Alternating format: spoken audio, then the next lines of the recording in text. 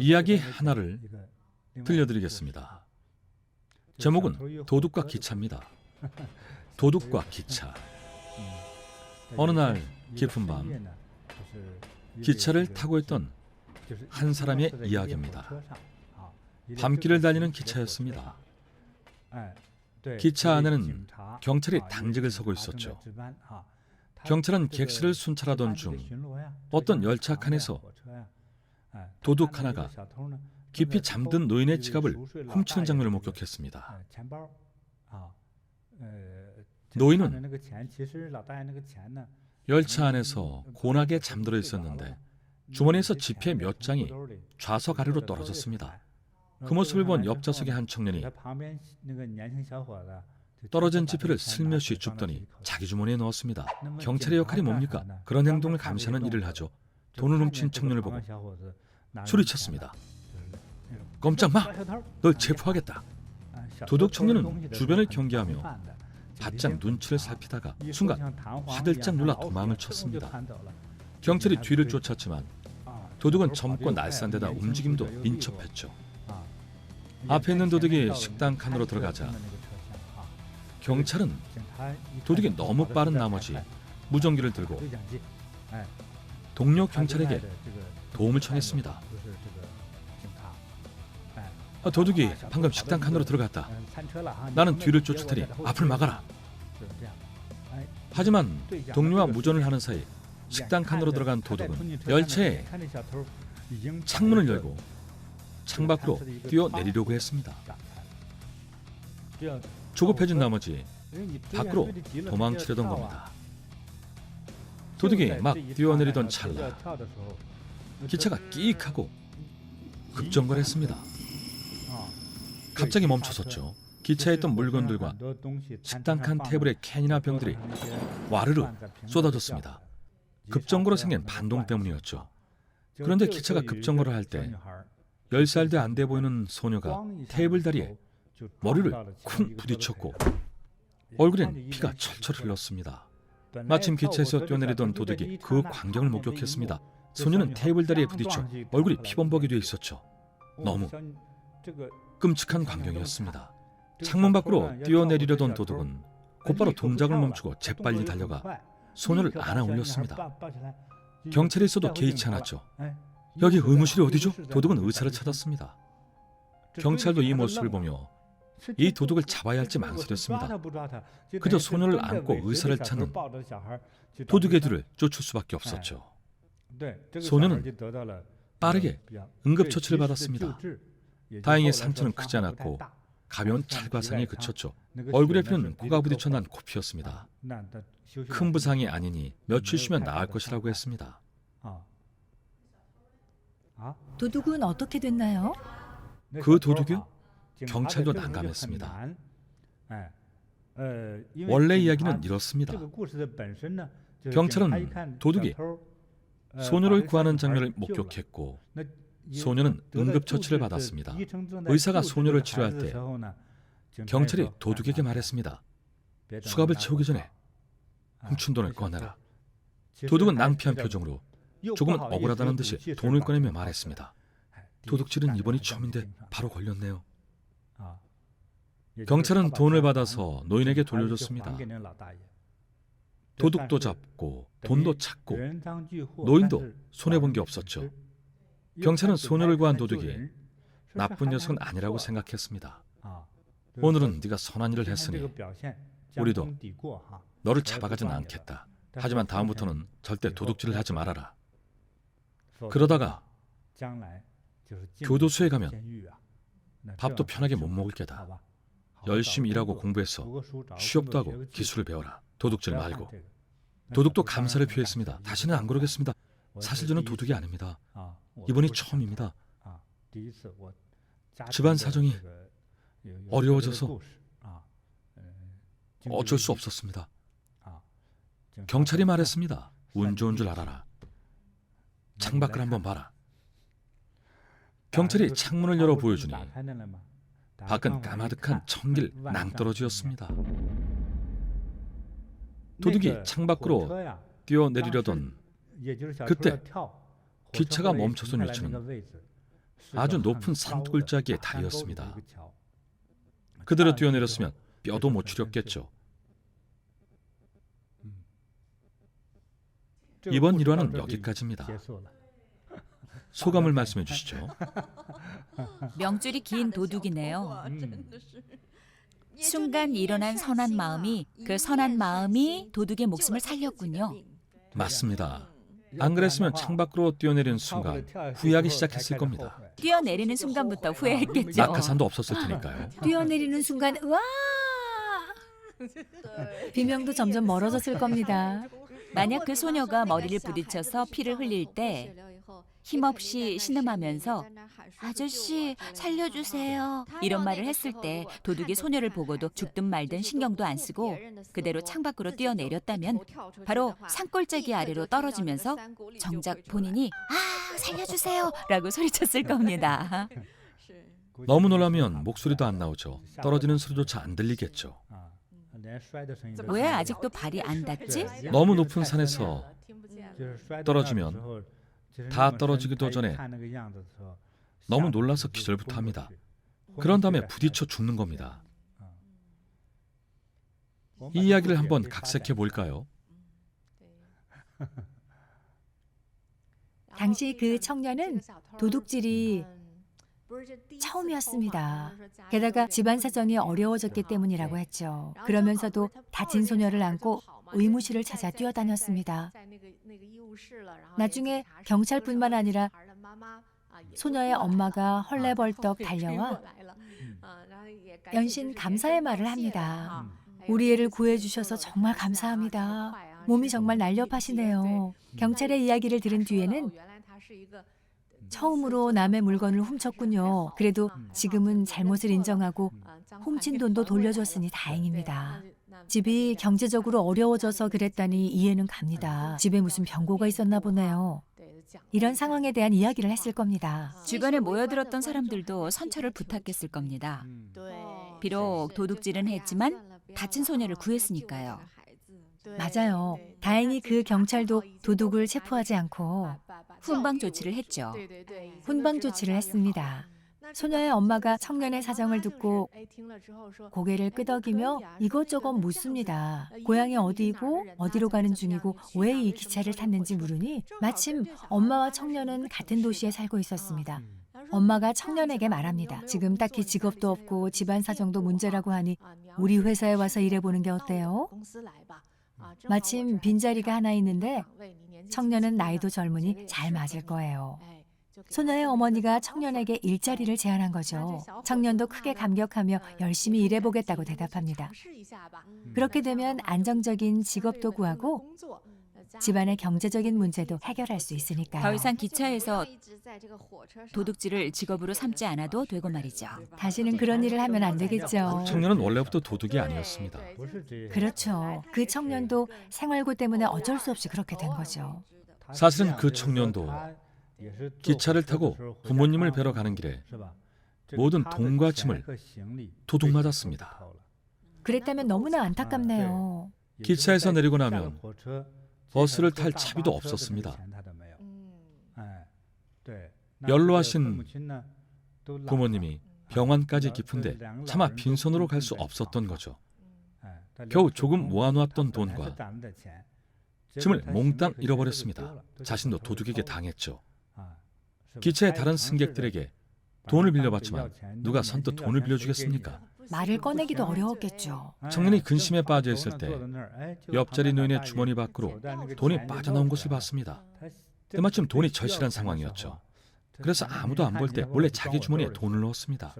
인생 경험이 많지 않은 젊은이가 그런 선택을 하는 것도 어느 정도는 이해가 됩니다. 하지만 경찰에게 발각이 됩니다. 훔치는 장면을 들켜버렸죠. 원래는 도둑이 아니었으니 경찰이 쫓아오자 당황한 나머지 뛰어내리려고 한 겁니다. 다행히 기차가 급정거를 하고 소녀가 부딪혀 피를 흘린 덕에 목숨을 건졌습니다. 청년도 본 뒤 나쁜 사람이 아니라 착한 사람이었습니다. 스승님, 어떻게 보면 청년이 소녀를 구한 게 아니라 소녀가 청년을 구한 셈이네요. 듣고 보니 그렇군요. 정말 창밖으로 뛰어내렸다면 경찰에게 잡히는 게 문제가 아닙니다. 차라리 경찰에게 잡혔다면 좋지도 나쁘지도 않은 중간 정도의 결과였겠지만 정말 열차에서 뛰어내렸다면 곧바로 지옥행입니다. 이번 생이 그대로 끝났겠죠. 게다가 도둑놈이라는 꼬리표까지 달았겠죠. 그렇죠. 도둑놈이 뛰어내린 셈이 되죠.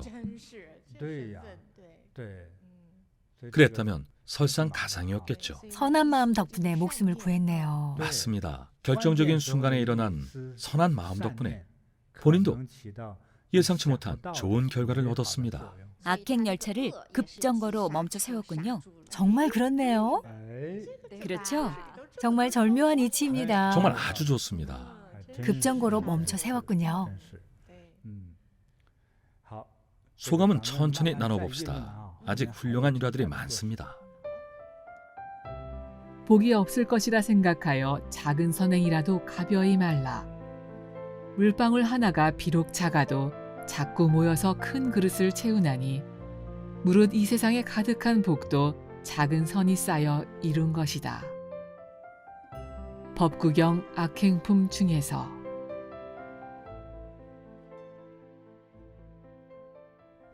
이번에 들려드릴 이야기는 샤오장 이야기입니다. 성이 장씨인데 젊기 때문에 샤오장이라 불렀습니다. 샤오장은 평범한 회사원이었습니다. 그런데 어느 날 회사에서 뜬금없이 부장님이 샤오장을 부르더니 아주 심하게 혼을 냈습니다. 샤오장은 몹시 억울했습니다. 알고 보니 자기 잘못도 아니었고 샤오리가 저지른 실수 때문이었죠. 하지만 부장은 샤오장이 말도 못 꺼내게 하고 온갖 욕을 퍼붓습니다. 샤오장이 변명하려고 하자 부장은 나가라고 소리질렀습니다. 샤오장은 속이 부글부글 끓어올랐죠. 오늘은 정말 재수가 없군.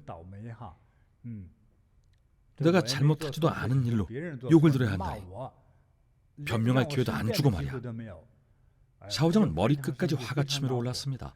씩씩대며 근무를 하다가 퇴근하고 집에 돌아왔습니다. 아버님 부인은 이미 저녁상을 차려놓았죠. 샤오장은 음식은 맛있었지만 아직도 화가 풀리지 않은 탓에 맛에 대한 불평을 쏟아냈습니다. 무슨 음식이 이렇게 짜? 대체 소금을 얼마나 친 거야? 당신은 무슨 소금 장수 딸이야? 샤오장은 젓가락을 탁 내려놓고 쿵쿵대며 아래층으로 내려갔습니다. 샤오장은 화를 식히려고 집 밖을 돌아다녔습니다. 원래 사람이 화가 나면 모든 것이 눈에 거슬리는 법이죠. 그때 어느 집 눈치 없는 개가 샤오장이 화가 난 줄도 모르고 샤오장 향해 멍멍하고 사납게 짖었습니다. 오늘은 정말 운수가 사납군. 이젠 동네 개까지 날 무시하네. 너도 어디 맛 좀 봐라. 그리고 개를 걷어찼습니다. 개는 다치진 않았지만 낑낑대며 도망가더니 자기 주인에게 달려갔죠. 개 주인이 누나 말했습니다. 누가 우리 집 애를 찼어? 이러고도 무사할 줄 알아? 내가 누군 줄 알아? 널 걷어찬 나쁜 놈 어딨어? 사람을 알아보는 개였습니다. 개는 샤오장을 가리켰죠. 감히 내 강아지를 걷어차? 당신 그만 살고 싶어? 우리 애가 뭘 어쨌길래 걷어차? 정말 죽고 싶어? 개 주인은 험한 말을 쏟아냈습니다. 샤오장은 여전히 화가 가라앉지 않은 상태였습니다. 아까는 당신에게가 마구 주저대더니 이제는 당신까지 와서 막말을 짓거리네. 당신도 한 대 맞아야겠군. 샤오장은 개 주인 여자의 뺨을 있는 힘껏 갈겼습니다. 그런데 마침 여자의 남편이 퇴근길에 그 광경을 목격했습니다. 남편이 달려와 따졌습니다. 네가 감히 내 아내를 쳐? 죽고 싶지? 그 남편도 화가 나서 달려들었습니다. 샤오장은 더 화가 치밀었습니다. 조상님, 오늘 대체 무슨 날이길래 이런 재수없는 일들이 연이어 일어나는 겁니까? 샤오장은 생각할수록 화가 나 개 주인의 남편 얼굴을 향해 발밑에 있던 벽돌을 집어 던졌습니다. 남편은 피를 흘리며 쓰러져 움직이지 않았습니다. 살았는지 죽었는지 알 수 없었죠. 놀란 아내는 곧바로 경찰에 신고했습니다. 경찰이 오고 구경꾼들이 모여들었습니다. 며칠 후 사건 판결이 나왔습니다. 폭행치상죄로 2년형을 받고 치료비 수백만 원을 물게 됐죠. 피해자들은 이 기회를 틈타 아픈 것도 없는데 온갖 검사를 수차례 하고 처음 먹어보는 약을 수십 봉지나 먹었습니다. 괴롭히려는 수작이었죠. 우리 개를 걷어찬 것도 모자라 사람까지 치다니. 우리 부부와 개가 모두 너에게 폭행을 당했다. 수백만 원의 배상금으로 재산을 탕진한 샤오장은 감옥에 갇혔습니다. 엄청난 후회가 밀려왔죠. 그리고 연애원 아내에게 말했습니다. 그날을 떠올려보면 대체 누구를 탓해야 할지 모르겠소. 모든 것이 다 회사의 부장 탓인 것 같소. 여러분은 이 상황이 누구 탓이라고 생각하십니까? 자신을 탓해야죠. 네? 자기 자신을 탓해야죠. 부장은 탓하지 않는 겁니까? 그건 어쩔 수 없죠. 세상에 그런 일은 너무나 많습니다. 일상에서 아주 흔한 일이에요. 부장님께 욕먹고 와이프한테 욕먹고 지나가던 사람하고도 시비가 붙는 일은 아주 흔합니다. 여러분도 회사 생활을 해봤죠? 물론이죠. 위에 상사가 있었습니까? 있었죠. 상사에게 욕을 먹어본 적이 있었습니까? 있었죠. 그럴 때 개를 걷어차거나 아내를 욕하나요? 감히 못하죠. 그렇죠. 그날의 운수가 나쁘거나 삼좌와 같은 이유로 익숙해질 정도로 늘 사장에게 혼납니다. 너무 흔하죠. 가끔 학교에서도 선생님들이 아무런 이유 없이 학생들을 혼낼 때가 있지 않습니까? 사실 직장에서는 상사가 있는 편이 좋습니다. 본인이 해결 못할 일은 상사에게 보고해서 상사가 결정을 하고 책임을 지게 하면 됩니다. 하지만 본인이 직접 모든 책임을 져야 하는 일이라면 직접 고객을 상대하는 수밖에 없죠. 각종 기관의 책임자도 만나고 이런저런 관리자도 만나야 하죠. 정말 쉽지 않습니다. 사장이 되면 굽혀야 할 때도 많고 아쉬운 소리를 하고 다녀야죠. 다 제 잘못이고 제 불찰이니 부디 양해해 주십시오. 한 번만 더 기회를 주십시오. 이런 말을 하고 다녀야겠죠? 속이 나만하겠어요? 그럼 샤오장은? 할 말 다 하고 다닌 거죠. 샤오장도 보통 성격이 아닙니다. 회사에서 혼나는 일 정도는 정말 사소한 일입니다. 게다가 사태가 이렇게 되기까지 4-5번 되는 많은 과정에서 멈출 수도 있었는데 샤오장은 면회를 놓은 부인에게 이렇게 말했습니다. 그날 부장이 나를 혼내지 않았다면 이런 일도 없었겠지? 사람들은 이런 일을 당하면 꾹 참고 울분을 삼킵니다. 사장에게 혼나고 나면 씩씩대면서 사장실을 나오곤 하죠. 이제야 한국 드라마에서 본 몇몇 장면들이 이해가 됩니다. 중년 부부가 크게 다툰 뒤 화가 머리끝까지 오른 남편이 툭하면 에이씨라고 말하면서 화가 잔뜩 난 소리를 내곤 하죠. 부글부글 끓어오르는 화를 못 참고 계속 에이씨만 반복합니다. 남들이 다니는 복도에서는 그냥 아까지만 내뱉죠. 직장 동료가 사장실에서 씩씩대고 나오면 에이씨라고 하면 오늘 참 힘든 날이었구나 눈치를 챌 수 있습니다. 그러다 정 못 참겠으면 동료와 퇴근 후에 맛있는 것을 먹으러 가자는 약속을 잡죠. 맥주 한잔 하는 거죠. 남자들은 대부분 술 마시고 이야기하면서 다 잊어버리지 않습니까? 뒤에서 한바탕 사장 욕을 하고 훌훌 털어버리죠. 욕도 실컷 하고 종이도 찍고 펜을 부러뜨리기도 하죠. 집에 가서 부인에게 짜증도 부리고요. 사실 샤오장의 부인은 참 착한 사람입니다. 정말 착한 사람이죠. 드센 부인을 만났다면 저녁까지 차려준 아내에게 감히 반찬 투정을 했겠습니까? 왜 부인한테 화풀이를 합니까? 샤오장의 성격으로 봤을 때 부인이 드센 성격이었으면 아마 찍소리도 못했을 겁니다. 부인이 많이 양보한 거죠. 한 시청자분이 댓글을 남겼습니다. 닉네임이 소요자재라는 분이 잠깐을 인내하면 만사가 평화롭다. 전체 이야기 속에서 참을 수 있는 순간이 많았습니다. 참아야 했습니다. 참는다는 것은 사실 대단한 일이 아닙니다. 머릿속으로 상황을 정리하고 스스로 풀면 됩니다. 샤오장은 회사에서 자신이 모욕을 당했다고 생각한 것 같습니다. 그래서 연달아 실수를 한 거죠. 상사에게 변명하려 했지만 변명할 기회조차 없었죠. 이 이야기에 개연성을 더하자면 예를 들어 부인이 정성껏 저녁을 차렸지만 샤오장은 심기가 불편해서 음식이 짜게 느껴졌죠. 만약 기분이 좋았다면 모든 음식이 맛있었을 겁니다. 음식이 정말 짰어도 상관없었겠죠. 샤오장이 조금 더 감수성이 풍부했다면 음식이 좀 짜네, 어쩔 수 없지. 아내도 온종일 집안일하고 저녁 차리느라 힘들었을 테니 오늘은 외식하자고 해야겠다. 그러면 화도 자연스레 풀렸겠죠. 상황을 좋게 만들 기회가 많았지만 그 기회를 잘 활용하지 못했습니다. 또 한 번의 기회를 놓쳤죠. 담배나 피우러 밖에 나갔는데 하필 동네 개가 샤오장을 향해 멍멍하고 지저댔습니다. 그럼 같이 짖으면 되죠. 부장님에게도 왜 제 말을 안 들어주십니까? 이렇게 말하면 될 것을요. 좀 더 긍정적으로 생각하면 개가 멍멍 짖을 때 오히려 동네 개도 나를 위로해 주다니 올해는 운수가 좋겠구나 이렇게 생각을 바꿀 수도 있는데 그저 자기 생각에만 갇혀 있었죠. 아무리 개 주인이 와서 욕을 한다고 해도 그게 손찌검까지 할 일입니까? 샤오장이 얼마나 화가 났냐 하면 지난번 스승님이 말씀하신 것처럼 추에 매달린 강철공이 양쪽 벽에 쿵쿵 강하게 부딪히는 상황입니다. 사건이 일어날 때마다 분노를 해소하기는커녕 매사에 사람들과 부딪히면서 점점 더 화가 나는 거죠. 부딪힐수록 에너지가 커집니다. 너무 많은 기회를 놓쳤습니다. 개 주인이 왔을 때도 스스로 화를 가라앉히고 당신이 뭐라 하든 상관 안 하겠소. 사내가 어찌 여자랑 다투겠소. 그러면 끝날 것을 손찌검까지 해버렸죠. 좋게 해결할 수 있는 순간들이 너무 많았죠. 시청자분들 중에는 개 주인을 욕하는 분들도 있습니다.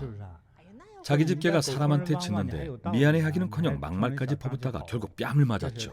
이제 집에서 개를 훈련시킬 때는 얘야, 밖에서 짖을 땐 화가 안 난 사람만 골라서 짖으렴. 화가 난 사람들한테는 가지 말고 이런 훈련을 시켜야 할까요? 우리는 똑똑한 개를 키우나 봅니다. 그러면 개를 걷어찰 일도 없었겠죠. 성내는 마음을 스스로 다스려 달리는 수레를 멈추듯 하면 자기를 훌륭히 다스리는 사람이 되어 어둠을 버리고 밝음으로 들어가리. 욕됨을 참아서 성냄을 이기고 선행으로 악한 것을 이겨라.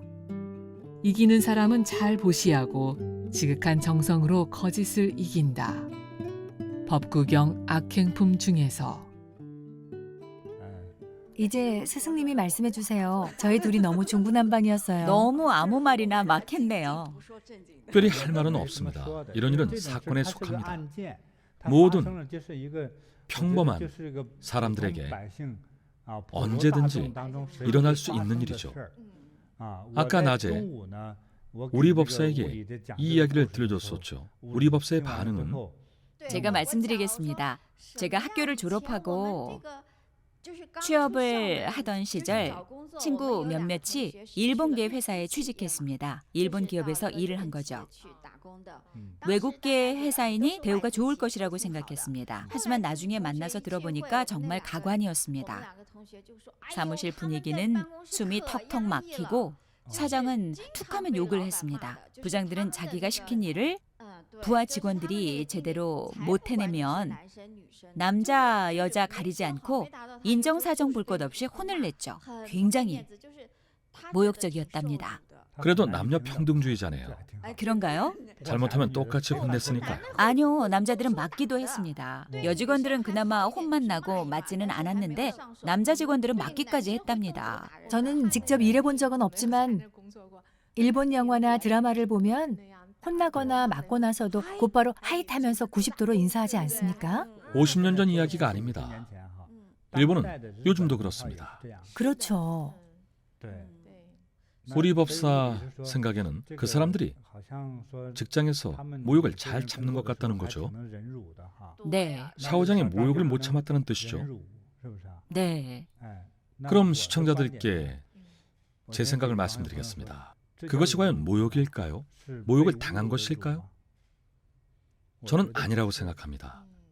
샤오장이 부장으로부터 혼나고 욕을 얻어먹는 일은 사회생활을 하는 사람이라면 누구나 겪는 일입니다. 평범한 기술자, 건축업자, 광부, 엔지니어, 심지어 사장들까지 모두 똑같은 일을 겪습니다. 늘 자신보다 높은 직급의 사람에게 혼이 나고 싫은 소리를 듣죠. 그렇다고 그 행동들이 아랫사람에게 보복하는 것은 아닙니다. 직장에서 일하다 보면 얼마든지 일어날 수 있는 일이죠. 예를 하나 들어볼까요? 디자이너에게 일을 맡겼는데 결과물이 의뢰인의 요청과 다릅니다. 하지만 디자이너는 자기 결과물이 좋다고 생각하죠. 의뢰인은 디자이너에게 보수를 주고 일을 맡겼고 디자이너는 자신이 제대로 했다고 생각하지만 의뢰인이 원한 결과물이 아닌 거죠. 그 디자이너가 대학을 갓 졸업한 사람이었다면 어떻게든 핑계거리를 찾아 일을 그만뒀을 겁니다. 젊을 때 그런 행동을 많이 하죠. 제가 볼 때 샤오장은 사회 경험이 적은 것 같습니다. 일을 하면서 상사에게 욕을 먹는 경우는 흔하디 흔합니다. 모욕과는 아무런 관련이 없습니다. 부장에게 밉보였다고 해서 모욕을 당하는 건 아닙니다. 마음에 안 들면 모욕이 아니라 해고하겠죠. 일도 바쁜데 왜 굳이 시간을 내서 모욕을 주겠습니까? 평소 사이 나쁜 외삼촌이나 동서지간도 아닌데 말이죠. 모욕을 주느니 아예 해고해버리고 말겠죠. 왜 모욕을 줍니까? 혼을 낸다는 것은 계속 일을 시키겠다는 뜻이고 심지어 그만큼 아낀다는 뜻입니다. 오히려 노련한 사장은 마음에 드는 직원일수록 일을 제대로 못하면 더 압박하고 호되게 혼을 냅니다. 첫째, 위계질서를 가르치고 둘째, 인내심을 시험하는 겁니다. 끈기가 있는 사람은 꾹 참고 다음번엔 더 잘해냅니다. 그런 직원이 훌륭한 직원이죠. 나중에 승진하거나 임원이 될 수 있는 제목입니다.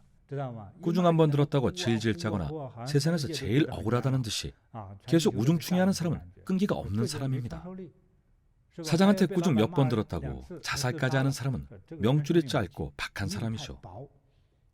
감내력이 부족한 겁니다.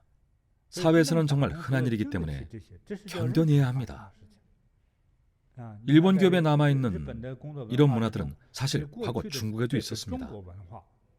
중국도 그랬죠. 우리의 할아버지나 아버지 때는 마음에 드는 제자일수록 더 엄하게 대했습니다. 여러 번 가르쳐도 기억 못하면 회초리로 엉덩이를 때렸습니다. 서당 선생님은 학생의 손바닥을 철썩 소리가 나도록 때렸죠.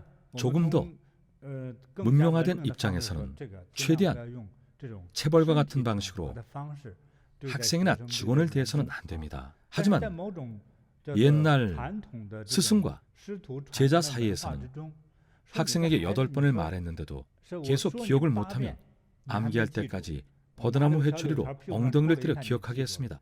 하나의 방법이었습니다. 이것이 인권을 침해하거나 불법적인 행위라는 점은 자체하고 최소한 이런 교육 방식은 동양에서 수천 년 동안 이어져 왔습니다. 지금의 일본 문화, 한국 문화, 중국 문화에도 여전히 이런 방식이 남아 있습니다. 저는 이것이 악한 행동이라고 생각하지 않습니다. 충분히 그럴 수 있습니다. 저 역시 제자가 있습니다. 어떤 제자는 한 번 가르치면 스승님 이해했습니다. 다 기억했으니 더 말씀 안 하셔도 됩니다. 라고 말합니다. 손오공처럼 능력이 뛰어나죠. 또 어떤 제자는 서너 번을 가르쳐도 틀립니다. 서너 번을 가르쳐도 계속 틀리죠. 또 어떤 제자는 스승이 답답해 죽을 지경으로 가르쳐도 모릅니다. 사흘 내내 가르쳐도 한 글자도 암기를 못하고 한 가지도 기억을 못합니다. 한 달 내내 팔계내공 동작을 배우고 다음 달 강사 자격증 시험을 치를 때 동작을 엉망으로 합니다. 너무 못해서 누가 가르쳤냐고 물어보면 대답을 못합니다. 제가 가르쳤으니까요. 제자가 모자라서 그런 것을 어쩌겠습니까? 스승도 제자를 가르치기 위해 찰싹 매를 들 때가 있습니다. 여기에 집중하라는 뜻이죠. 기억 못하는 학생들 대부분은 집중하지 못해서입니다. 노는데 정신이 팔린 거죠. 매를 통해 적절한 통증을 주면 그제서야 뇌가 집중을 하고 기억을 하기 시작합니다. 하나의 방법인 거죠. 일본 회사에 다니거나 일본에서 생활한다면 일을 해야 하겠죠. 일본 회사에는 이런 문화가 있습니다. 부장이 신입사원에게 한 사람을 지목하며 저 사람이 너보다 5년 선배고 너는 대학을 갓 졸업한 신입이니 네가 여기서 어떤 일을 맡든 앞으로 저 사람이 너의 사수니까 무슨 일이 있으면 사수에게 묻고 사수의 조언을 받아라. 저는 이런 방식이 옳다고 생각합니다. 회사의 사장이 말단 직원까지 다 관리할 수 있을까요? 매일 옆자리에서 근무하는 선배 직원이야말로 신입사원을 잘 지도하고 가르칠 수 있습니다. 임시 선생님이나 보물을 찾는 일과 비슷하죠. 그 방법 자체는 옳습니다. 하지만 이건 우리가 스스로 스승을 찾아 제자로 받아달라고 청하는 것과는 또 다릅니다. 큰 절을 올리고 받아주면 스승이 요강을 치우라고 하거나 모욕과 압박을 줘도 시킨 일을 다 해내며 기꺼이 받아들여야 합니다. 그래야 좋은 제자이고 배움을 얻을 수 있습니다. 그런 스승은 진짜로 욕하고 때리며 가르칩니다. 이런 스승과 제자가 바로 참 스승과 제자입니다. 그렇게 기술을 진정으로 전수하는 겁니다. 매도 안 때리고 욕도 안 하고 잘못해도 바로잡아주지 않는다면 나중에 큰일이 나지 않겠습니까? 낮에 이런 얘기를 했더니 우리 법사가 이렇게 말하더군요. 그럼 일본 스승 밑에서 일하려면 모욕을 잘 견뎌야겠네요. 여러분 스승이 무서운 분이라면 어떻게 하겠습니까? 일본에서는 남자 스승이 남자 제자의 뺨을 때리기도 합니다. 물론 악한 마음으로 독하게 때리는 것이 아니라 제자가 기억하게 하기 위해서입니다. 스승은 제자가 잘못을 하면 매를 통해 바로 잡아줍니다. 우리 법사는 모욕을 참아야 한다고 했죠. 그래서 제가 말했습니다. 그것이 과연 모욕일까? 그러고도 일본에서 살 수 있을까? 스승에게 맞아본 제자들을 인터뷰해 본 적이 있습니까? 일본 사람들은 대부분 매를 맞아봤을 겁니다. 제자를 가르치는 스승의 매를 말하는 겁니다. 그런 스승을 원망하는 제자가 있을까요? 거의 없습니다. 오히려 스승님께 감사해야 합니다. 제자들에게 한번 물어보십시오. 저는 한국에서도 일본에서도 모두 직접 물어봤습니다. 제 제자 가운데 선생님 한 분이 계신데 자신의 제자 2명을 때린 적이 있다더군요. 그래서 그 2 제자들을 찾아가 물었습니다. 선생님에게 맞은 적이 있다던데 선생님을 원망하나요? 아니요, 오히려 아주 기쁩니다. 가르침을 주셔서 감사하다고 공손하게 인사까지 드렸습니다. 선생님 잘못이 아니라 제가 머리가 나빠서 자꾸 잊어버립니다. 다른 예를 들어보죠. 일본의 한 유명 디자이너가 견습생들을 데리고 미용실을 운영하고 있었습니다. 어느 날 한 귀부인이 찾아와 파마와 염색을 하겠다고 했습니다. 파마는 가격대가 다른데 기본 파마만 해도 200만 원입니다. 염색까지 하면 100만 원이 추가되고 스타일링까지 하면 50만 원이 추가됩니다. 그런데 그날 신입 견습생이 그날따라 집안일 때문에 정신이 딴 데 팔려 있었습니다. 처음에는 책자도 보여주긴 했죠. 귀부인 고객은 머리가 길었는데 물결치는 웨이브 스타일을 할지 짧게 자르는 파마를 할지 서로 스타일을 상의한 끝에 드디어 최종 결정을 내렸습니다. 머리는 안 자르고 물결치는 웨이브 머리를 할게요. 그러면 우아하고 분위기 있어 보일 거예요. 스타일을 정하고 난 뒤 견습생은 먼저 손님의 머리를 감기고 가위로 간단히 다듬은 후에 웨이브 파마를 준비했습니다. 그런데 딴 생각 많던 견습생은 손님을 앉히고 머리를 감긴 뒤 가위로 싹둑싹둑 머리를 짧게 잘라버렸습니다. 심지어 자르고 남은 길이가 10cm밖에 되지 않아 웨이브 파마를 하고 싶어도 할 수가 없었죠. 깜짝 놀란 견습생은 귀부인이 거울을 못 보도록 이리저리 거울을 가렸습니다. 배상을 해야 했죠. 파마 가격이 200만 원이니 시술을 잘못한 배상금이 얼마였겠습니까? 200만 원으로 끝날 일이 아니었습니다. 고객이 매정한 사람이면 500만 원, 800만 원, 1000만 원까지도 요구했겠죠. 견습생의 실수를 알게 된 사수는 손님에게 직접 여러 가지 방법으로 사과를 하고 파마와 스타일링을 무료로 해줬습니다. 비용은 모두 사수가 부담했죠. 그리고 나서 견습생의 뺨을 때렸습니다. 견습생은 속으로 정말 다행이야. 큰 돈을 물어줄 뻔했는데 사수가 해결해 주셨네.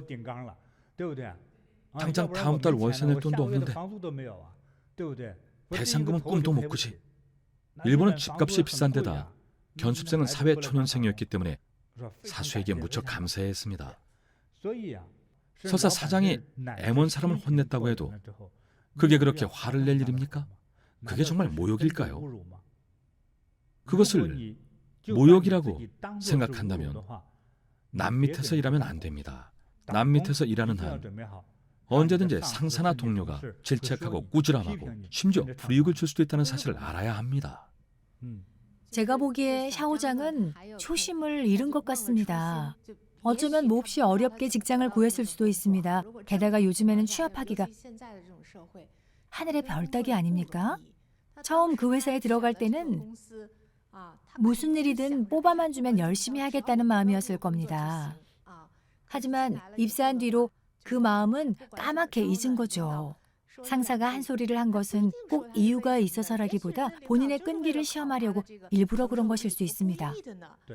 이 시험을 잘 통과하면 승진을 했을 수도 있죠. 오히려 함정에 걸려든 겁니다. 샤오장도 처음에는 직장에만 들어간다면 무슨 일이든 다 하겠다고 생각했을 겁니다. 샤오장은 입사한 지 3개월 차인데 지난 1년간 실업자로 있다가 이 회사에 어렵게 입사했습니다. 부인도 감옥에 갇힌 남편 생각에 펑펑 울었습니다. 간신히 들어간 회사인데 그걸 못 참아서 사달이 났으니까요.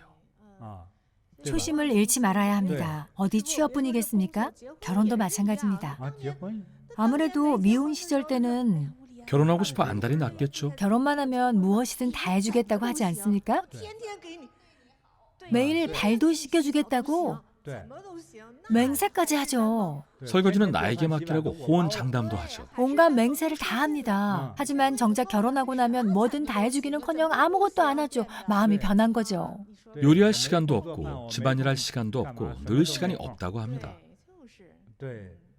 애타는 마음으로 구애하고 자신의 필요로 할 때는 뭐든 다 할 수 있다고 맹세하지만 정작 그 자리에 오르거나 원하던 지위를 얻은 뒤에는 처음에 그 절실함을 잊어버립니다. 한 가지 더 말씀드리겠습니다. 이런 일이 일어났을 때는 스스로 그 일에 대한 마음을 정립하는 것이 중요합니다.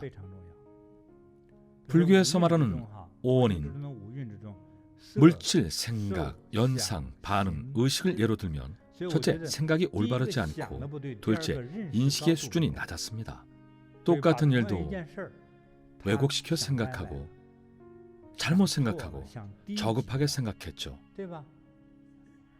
만약 제가 샤오장인데 이런 일이 일어났다면 부장님의 지적에 감사하고 문제점을 바로잡아 더 잘하려고 했을 겁니다. 집에 가서도 가족들에게 화를 내면 안 됩니다. 심리적으로 올바른 생각을 정립하고 올바른 인식을 갖추면 아무 일도 일어나지 않습니다. 퇴근 후 부인이 해준 음식도 아주 맛있었을 겁니다. 괜히 동네개를 걷어차거나 이웃을 때리는 일도 없었겠죠. 아무 일도 일어나지 않았을 겁니다. 부장은 이런 평가를 내렸겠죠. 젊은 친구가 뚝심이 있고 인내력과 지혜도 있구만. 성격도 좋은 것 같으니 승진시켜야겠어. 회사 입장에서는 평범한 직원은 뽑기 쉬워도 믿을 만한 관리자를 찾아내는 것은 어렵습니다. 수많은 사원들이 있지만 그중 마음에 드는 직원에게만 뭔가 시험과 테스트를 통해 정말 능력이 있는지를 검증합니다. 시험을 통과하면 승진 가능성도 높아지죠. 샤오장은 이런 이치도 모르고 그저 초심을 잃었습니다. 처음 원하던 회사에 입사했을 때 온 가족이 외식을 할 정도로 얼마나 기뻤는지를 잊은 겁니다. 1년 동안 실직 상태였지 않습니까? 어렵게 취직을 했는데 이것도 싫다 저것도 싫다 하고 성질까지 내다니 참 한심하죠.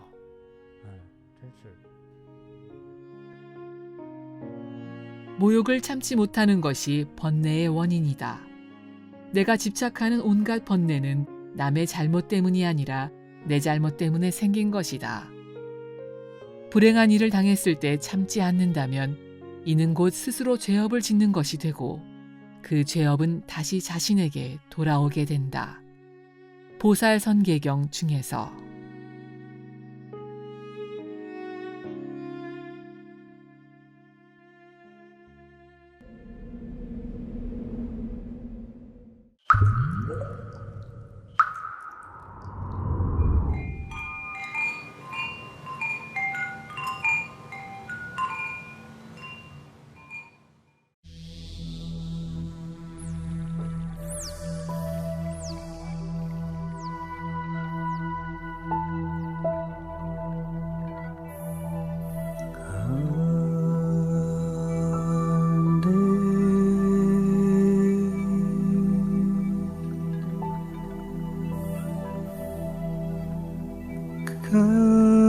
가득